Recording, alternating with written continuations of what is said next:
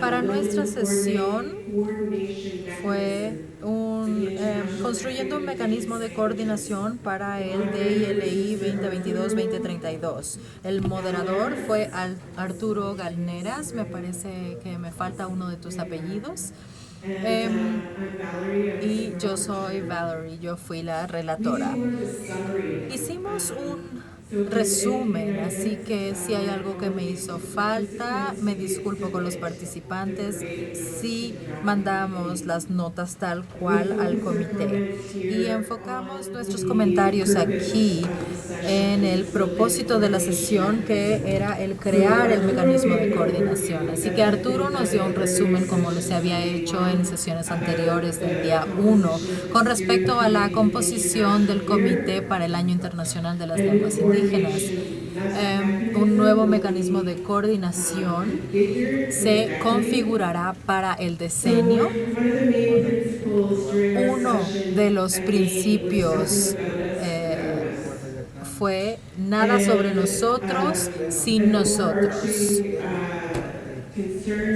Y una preocupación que se expresó fue el estado de urgencia innegable dada la situación de la mayoría de las lenguas indígenas, y para ello habríamos de informar el tiempo, el momento en el que se lleva a cabo este mecanismo y sus principios. Antes que nada, es importante analizar las lecciones aprendidas y elevar el trabajo que hicimos y no hicimos con el comité organizador. La comunicación con los pueblos indígenas debe ser deliberada, relevante y efectiva, y las voces y perspectivas de pueblos indígenas locales deben estar al centro de la discusión.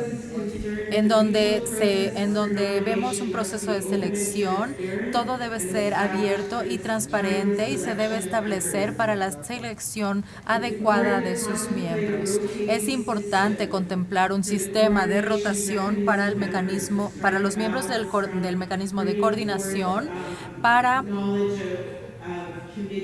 traer más conocimiento de los miembros del comité, pero también para la rotación de los miembros hacia el exterior y la introducción de nuevos miembros para obtener ideas frescas y renovadas. Los pueblos indígenas deben estar presentes y asociarse con los Estados miembros y los mecanismos de Naciones Unidas. Los representantes de los pueblos indígenas en el mecanismo deben tener los fondos adecuados para participar. Los pueblos indígenas de todas partes del mundo deben verse representados en este mecanismo de coordinación, y la interpretación en las reuniones debe proporcionarse.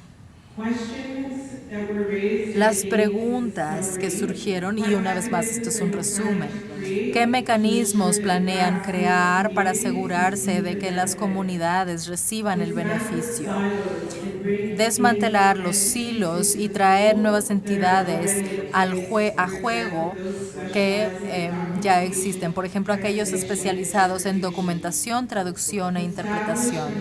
Establecer una forma para que las ideas de las ONGs y otros actores puedan participar también en el mecanismo. Necesitamos enfoques y propósitos muy específicos a corto, mediano y largo plazo para contrarrestar el estado frágil de la mayoría de las lenguas indígenas.